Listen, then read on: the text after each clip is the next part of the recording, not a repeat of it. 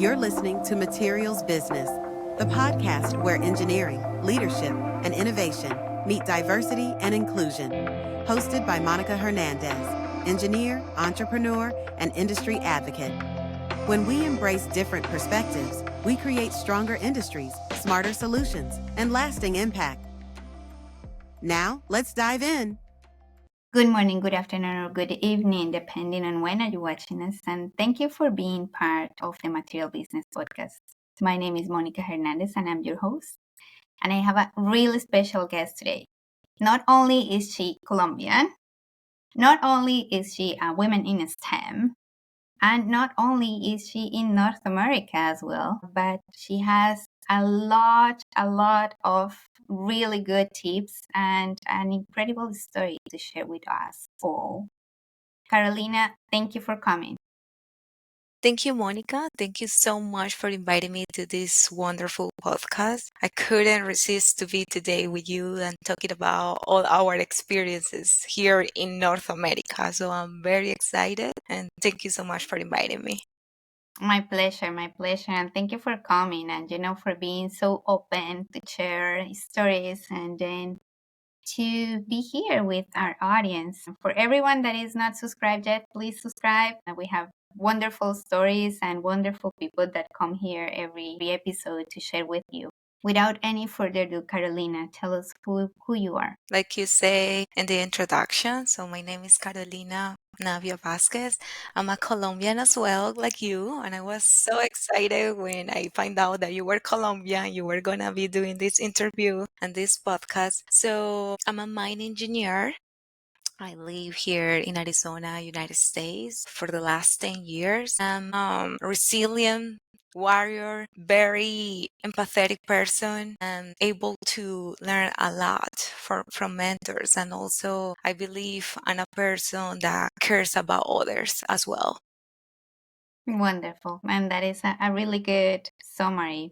It's very nice when I invite people and they give me the whole holistic who they are topic rather than just, hi, my name is Monica and I'm an engineer. So thank you for that, Carolina. So you mentioned you are a mining engineer, a mine engineer. What is that? So, mining engineering, it is actually funny, that question, because a lot of people, when they ask me, they don't know what is that. I think it's not a popular career, right? So mining engineering, as a mine engineer, what I do is to extract the minerals from earth. And that's the minerals that we use for almost everything in our daily lives. So we are having this communication because we have a computer, and this computer is made of a lot of minerals. The houses, aggregates, gold, different minerals on earth. Wow. And in the mining site that you work at, what is that you guys extract primarily? So, for example, right now I'm working for a copper mining company, and I have been in different positions in mining engineering. So, you really think you're going to be doing one thing, but we have two type of mines, right? We have open pit mine, we have underground mining, and also alluvial mining. And right now I'm working as an engineer for that open pit mine here in Arizona, United States. Have you worked also in underground mining?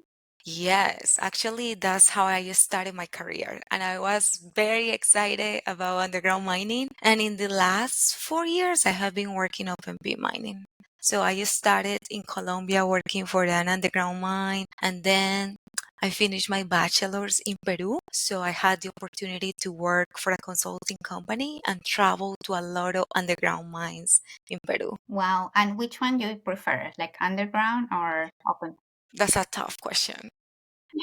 Because I remember like last year, like when in November, I went to visit an underground mine in Colombia to do a study. And I was missing walking so much, sweating, being in a confined place, no lights, no good ventilation. But I enjoy it because my first supervisor always told me like the first thing that you need to do as a mine engineer is to go to the field.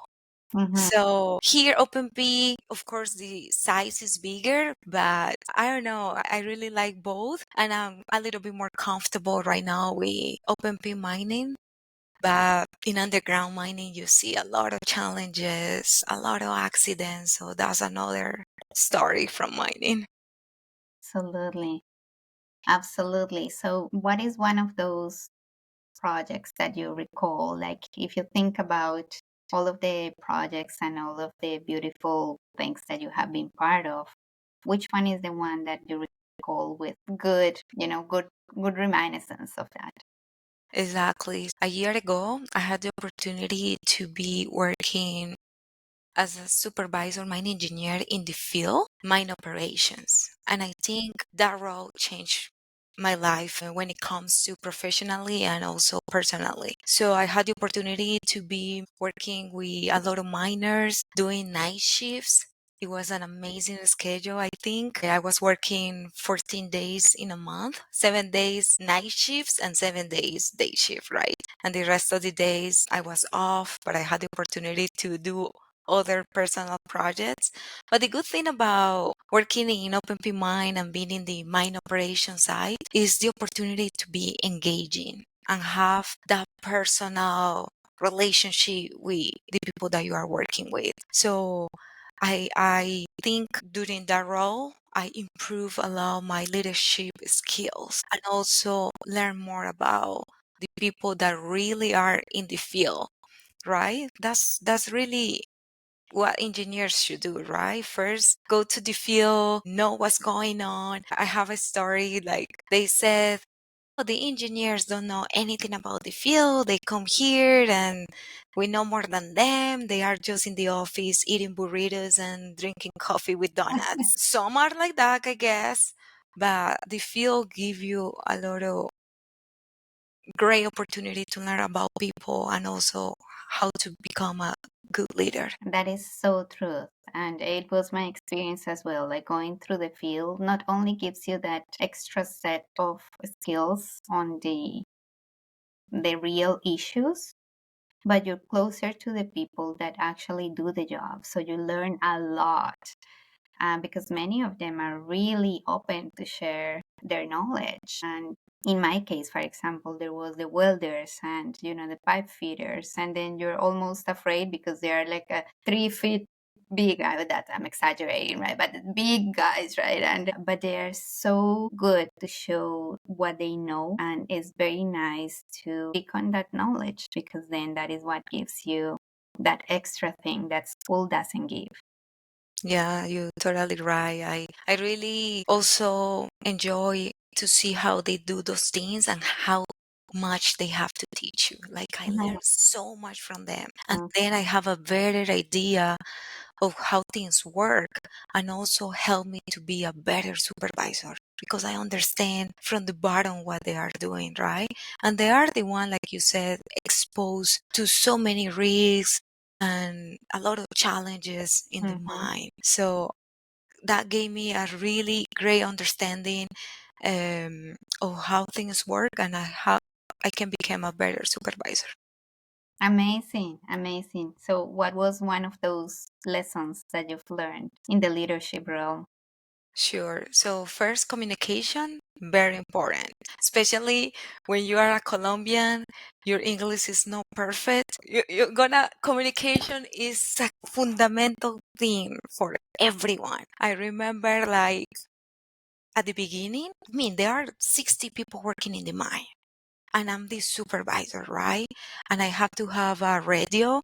People call you to ask you things, and you need to know different accents in Mm. English, native English, people from Latinos. And I couldn't understand at the beginning. I said, please don't call me inside. I just didn't want to. Sometimes maybe I didn't understand even what they were asking. And that was at the beginning, right? But then, you know what I did? I live so close to the mine. I brought my radio home so I get signal. So while I was cooking or while I was at home, I was listening all the conversation, everything.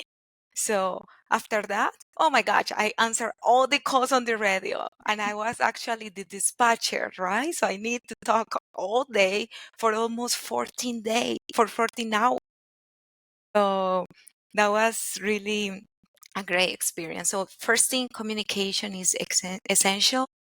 And I also will say you are kind of dealing with different personalities. So Mhm. you need to know your people. It's Mhm. how they think, how they act, how they talk, what they like. So that was another great experience I learned from them. I have to know their names. I had to call them by their names. So being empathetic, I have this situation, I can work or whatever thing close to them and being very engaged with them.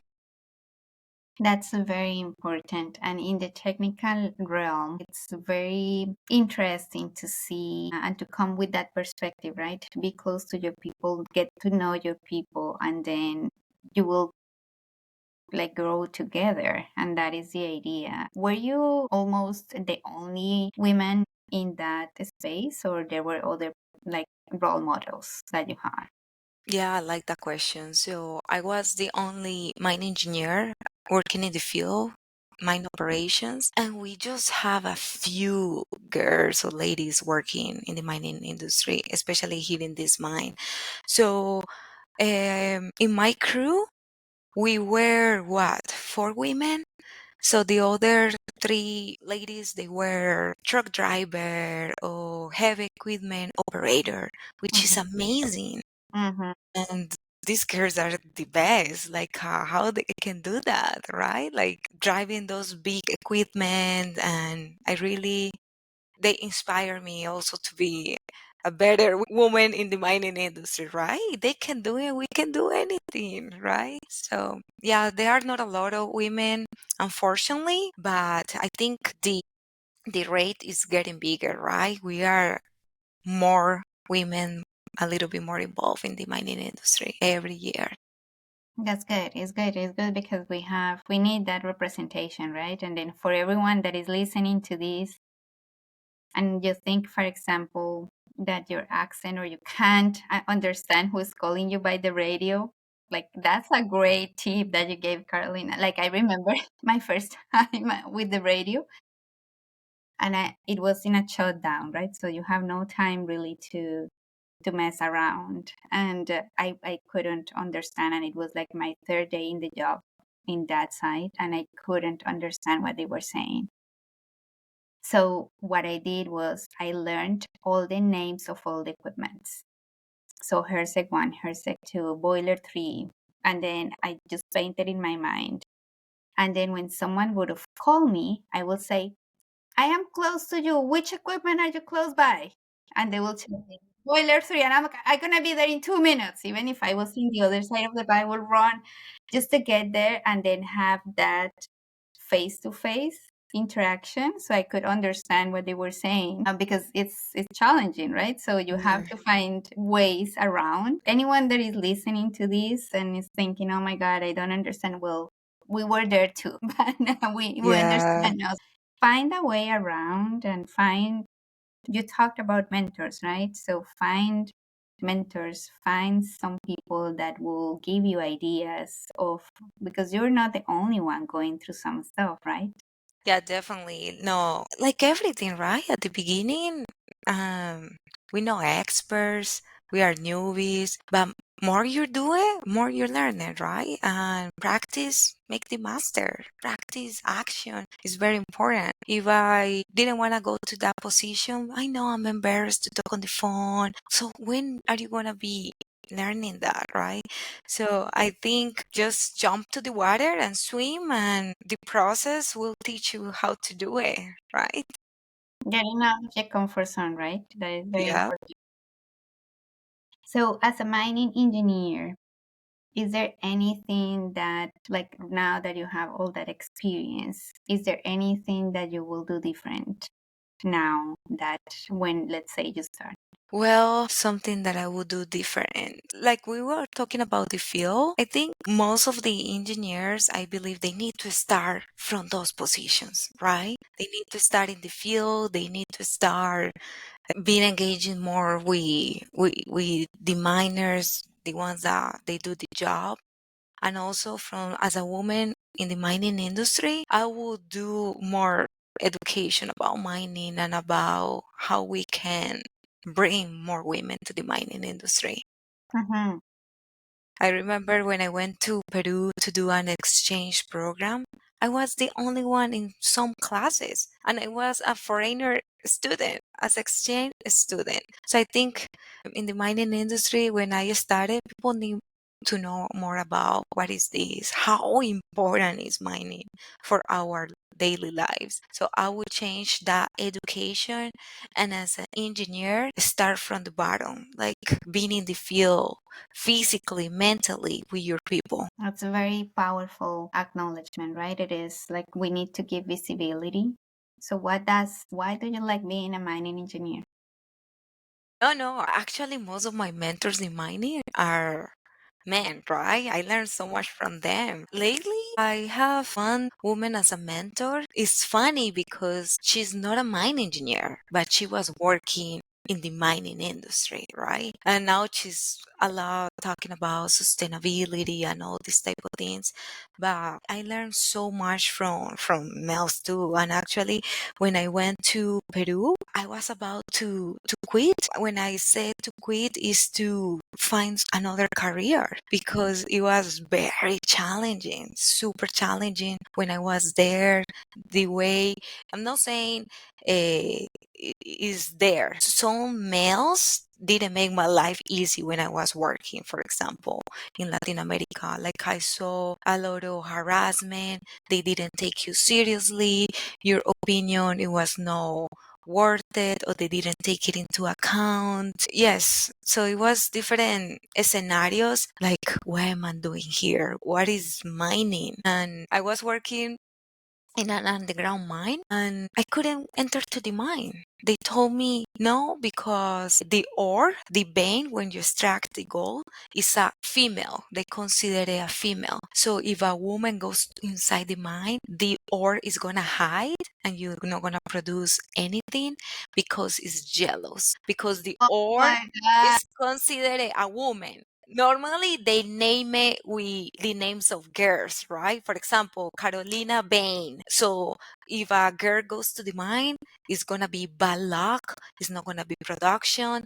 The vein is not gonna be easy to find. So they have so many superstitions, and yeah, that was kind of bad. And it was not very attractive when I started, but then I said, no, I'm gonna become better. Let's go, let's do this. It was not like those little carts like a buggies to go to the mine. Okay, let's go by myself, and in Colombia too. So it was really a great experience. That's what I said earlier, that one of my supervisors told me, you need to be in the field, you need to understand, you need to talk to your people, and you're gonna learn so much from them. Wow, that's something. I remember talking about stories. I was in a petrochemical company in Colombia and I was doing the night shift. And there was the cargo with the PVA came in and it was a boat. And I was like in the production, it wasn't my area, but the production engineer said, let's go, let's see how they discharge it. And they didn't want me in the deck or in the boat at all because I was a girl and it was bad luck to Exactly. have a woman in their ship. So it was very like when you said that, I immediately remembered that. Yeah. No, and the worst scenario is when they say it's gonna be an accident, something I is gonna know. happen, it's gonna die, and then you just get kind of stressed. No, why am I gonna go there? Yeah. Interesting. So, what if I get it correctly? What kept you from leaving was that desire to continue on that alley and then say, "Hey, I'm as capable as anyone as doing it." Did you have anyone at that point that was your support system? Yeah, no, I consider in Latin America they are really great in mining. They have a lot of knowledge. So I see these guys because honestly, it was no girls. They know so much about mining, super technical people using different type of softwares, and I say, oh, I want to do this. I want to be like get that knowledge and use it. I always was fascinating for learning new things, and when it was challenging, I wanted more. There is a saying in Colombia like. Um, if you don't want soup, they're gonna give you 2 cups. So look, where you don't want, you get more. So I wanted more, a little Oh bit. my God, that's so cool. Well, I'm glad that you got that inner drive and then you got to be in the position you are now and then seeing all that growth in you. Congratulations. It's very heartwarming seeing that, especially coming from, Colombia and being in North America, in the USA. How was that process? Maybe let's touch a little bit on that process of adaptation, like a lot of similarities, or do you think it's different from the culturally? Like, what was your experience like? No, it was totally different. Huge difference. I mean, I came very young. Everything was new for me. Like, you just go to the streets and you, wow, wow, wow. Everything is different. Let's get started from there. Especially the people, right? Yeah, and it's more when you cannot communicate, right? That's harder, right? So I came for first time as a exchange student. I started college very young. So I finished high school when I was 15 years old. And since then, I really wanted to travel the world. I was fascinating. I think my parents showed me that since I was a child. So I say I still have time to travel the world. I just start selling newspapers in Colombia on the streets, and that's how I could save money to become an au pair here in United States. Au pair is a French word which means like a nanny, like a working for a family. And I was teaching Spanish to some kids, but I was living with that family. So everything was different. The food is different. I don't know. Here is easy, fast, and in Colombia you kind of do everything from scratch. I also noticed maybe a little bit cold the people, but you just didn't know how they are until Mhm. you live here for a while. But yeah, a lot of differences. Interesting. And you said you've been there for 10 years, so Exactly. It's it's been already 10 passing. years.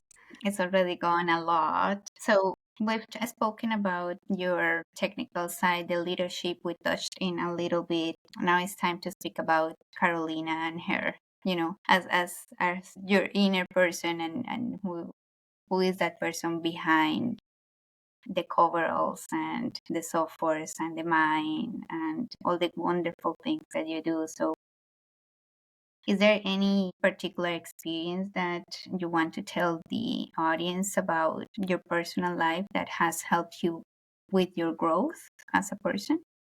Yes, definitely. I see a lot of friends or people, for example, from Colombia. Wow, you have achieved a lot of things.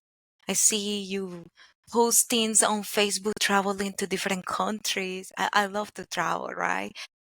And your career. And I told them, yeah, I really have to work really hard. So when I moved to United States, it was not easy at all. So I have my diploma as a mine engineer.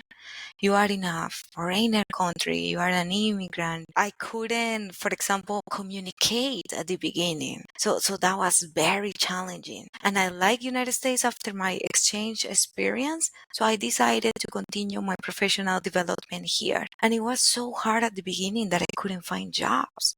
First, because of the language, and this is a new culture system, how to find jobs. And at the beginning, I have to do a lot of things for the position that I have now. And those things are, and that's something that people don't know. Like, I was a waitress, I was a dishwasher, I was a housekeeper, I was a nanny, I was a tutor, I was a receptionist.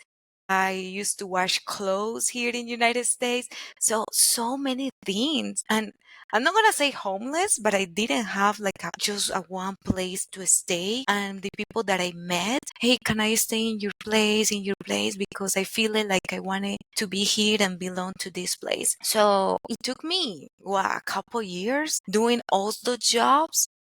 I learned so much. For example, the customer service and communication, patience, resilience. And then we can talk later on about those opportunities, but I have to find a way to find the opportunities of the position that I wanted to become. So I didn't want to keep doing that forever, right? 20 years not speaking English and being working as a housekeeper in a hotel where they don't pay you very well.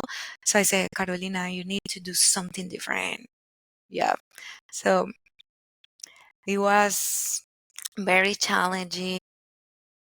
I started, okay, I want to be an engineer in the United States. So I was trying to find what do I need to do differently to do that. And I start researching, right? Researching. We all have internet. Start schools in mining here in the United States. Or what are the biggest companies in mining in United States? What are the best schools? And all of that. So I first started sending a lot of job applications and everything reject, reject, reject. No, no, no, no. I don't know. It was my status, my visa permit.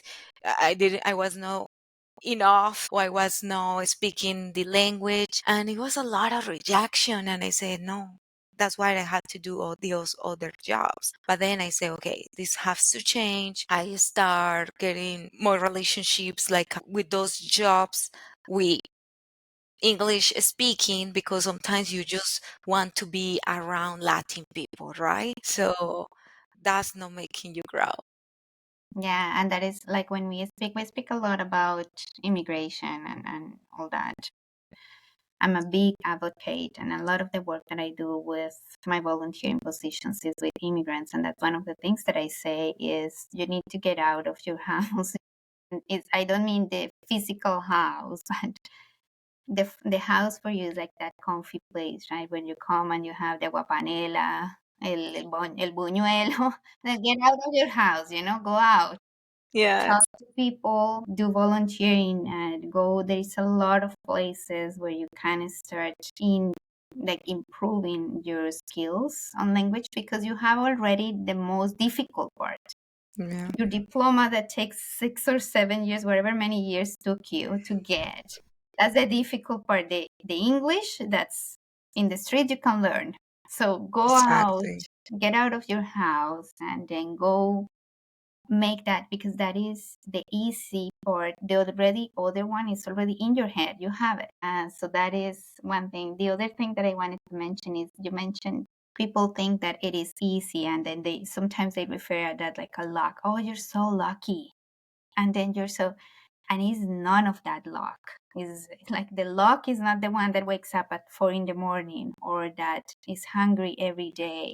I've been in the field for many years, and I know there is days where you can't have a sip of water because you're deep in your site of work and you can't go back, or something is an emergency, or they're calling you at night and you have to wake up at 4 in the morning or at 2 in the morning and take your truck and drive. So there is not such Yeah. thing as a luck, is you are working every day to get where you want to be. And there is so much resilience. And I know you have plenty of that because you have had a lot of experiences also that required a lot of resilience, and you were in places where it was difficult to be. Yeah, you're totally right. I took those no's as a new opportunity. I always say it. A no is always a new opportunity. What I can learn from this, how I can become better, what I'm not gonna be doing again. Feedback. So no's are also good. They give you a new opportunity. And when you talk about luck, I totally agree, because it's not about luck, it's about preparation. Luck doesn't exist. If you are prepared, you can perceive better those opportunities. You can see better the opportunities. Right now, challenges, you put it into opportunities, right? And for me, yeah, at the beginning, struggling so much. I didn't want to go back to Colombia, and trying to find a job, be sometimes crying, washing dishes. And I don't know, I thought I deserve a little bit more, but I said, this is making me stronger in life. a lot. And when you talk about resilience, is be able to adapt to different situations, right? Good and bad. I think that's the key. That adaptability or adaptation to the different situations. Yeah, adaptability is one of the first skill sets that is required, and it's one of the more desirable for almost any job place and any position. So whoever is listening to this and you have struggled with changes, and then it's very important to start looking at that. Super amazing, Carolina. It's your story is very inspirational. I hope anyone that is listening it is taking a lot of notes, because we are sharing a lot of ideas on how you can make your journey really yours and then make it successful. Is there anything you want to talk about with the audience in other areas, for example, that gave you that resilience? So, as immigrants, you have that resilience. As the only woman in the mine site, that gives you resilience. But that comes also with a lot of other learnings in other areas. Have you been able to transfer that to other areas of your life? Yes, definitely. I never took like the no for to show what I was capable, right? So hard work. It was not gonna be easy, but it was gonna be worth it. And that's something that my English professor always told me, Carolina, nothing is easy. What is the price that you need to pay for it? What you want, you need to pay the price. And you have to pay a full price. Discipline, habits, very important. Because that's what is discipline. Do the things that you should do when you don't want to do it or you don't feel like to do it. And those small changes, those small habits are gonna make big changes. So I also would say like be like have those mentors from other people, like they already are where you want to be, right? I want to be like this person. So that was also motivation. And I didn't want to stay in that comfort zone, because I will say that when you are comfortable, you don't grow. There is nothing there. There is no way to progress, advance to the next level. Every day we are challenging, okay, we reached this. So this is my ceiling from the objective that I got, right? So every time we are challenging ourselves and trying to become better. But I would say for that resilience and to get what you want in life, first, it has to be your personal development. I would say that's a huge key for your success. How can you handle challenges? How can you make decisions? How can you be mentally stable? I mean, there are a lot of things that comes with that. Yeah, yeah. And that is another really good tip. It is, and I think rejection is preparing us for all those no's that we were talking about, is preparing us on how to perfection our proposal, let's say, in life. How do you take that? It is an opportunity for growth rather than discouragement and abandonment. Amazing. We are almost at the end. Those times go so fast, Carolina. Tell me, is there any last message for the audience? I would say failure is part of the success. At the beginning, things are not easy. If it's easy, the line is long, definitely. Everybody's gonna be there. But no, that's not how it is. To be part of the 5%, 3% of the people are those ones resilience that stay in the process and don't give up, right?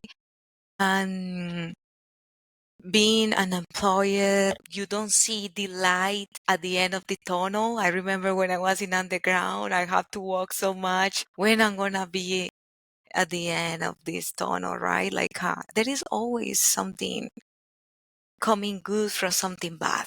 So see as an opportunity, see as a growth process and trying to give to others, right? You cannot give something that you know are, because your inside reflects your outside.